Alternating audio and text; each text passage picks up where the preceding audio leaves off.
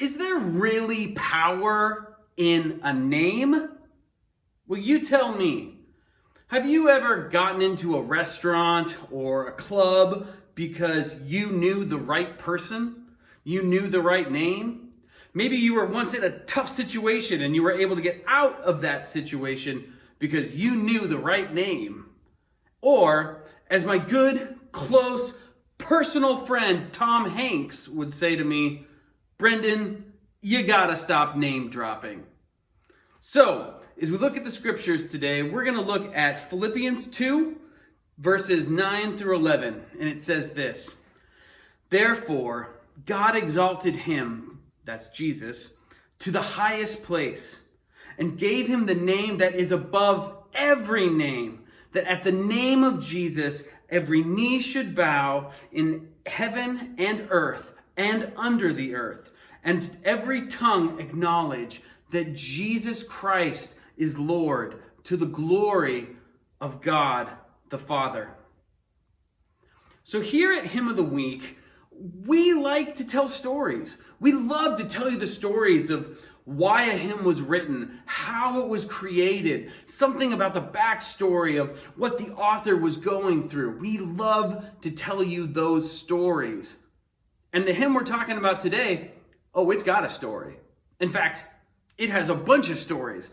I could tell you a story about how this person's family came from a background that had a lot of religious persecution. I could tell you about this person's grandfather who left France to go to Switzerland and then later left Switzerland to go to England, always escaping religious persecution.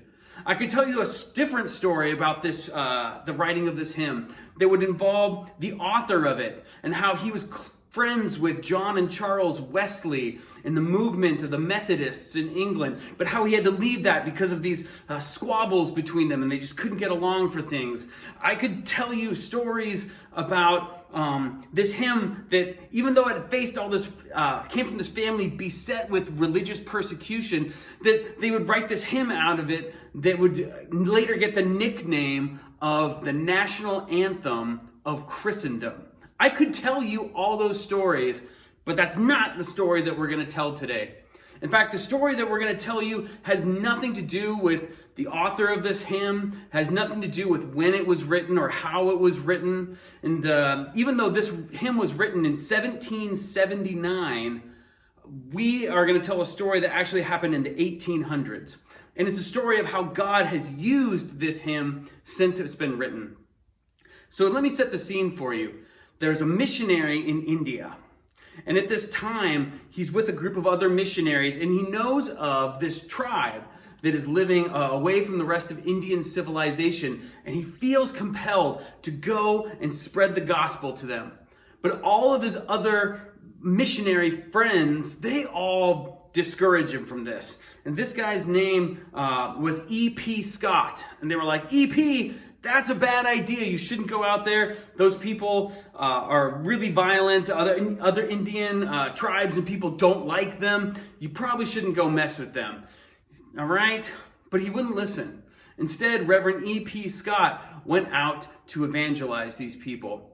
And he was all by himself, and he was several days in the wilderness trying to locate this tribe. And finally, he locates this group of people, and they are not friendly. In fact, he is surrounded. He's ambushed, and there he is. There are spears pointing at him from every angle, and he thinks to himself, "This is it.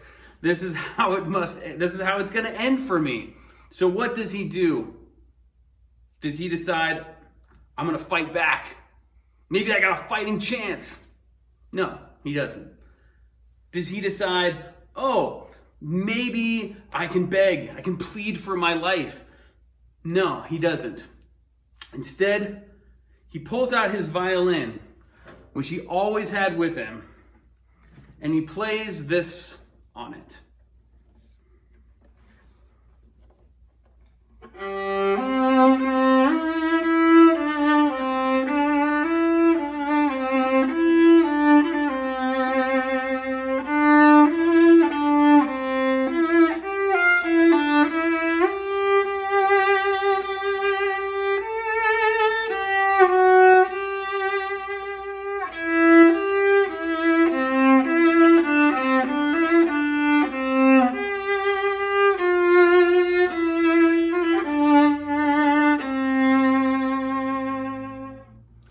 And as he's playing his violin, he's singing this song. And with every passing verse, his eyes are closed, and he's thinking, any second now, they're going to pierce me. Any second now, I'm done, and I'm going to go worshiping God. But it never happens. In fact, by the end of the 4th verse, he opens his eyes, and he sees that everybody has let down their spears. And Reverend E.P. Scott would go on to befriend these people, to live with them, to evangelize to them. He brought the good news of the gospel of Jesus Christ to them. And it happened a lot because he was singing this song. So I want to sing this song together now. All hail the power of Jesus' name.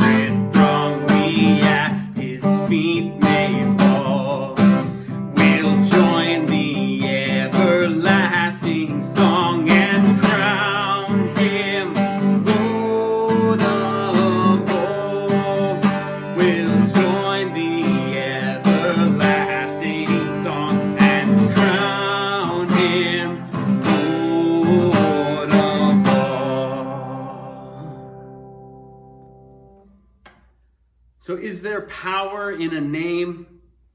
Absolutely.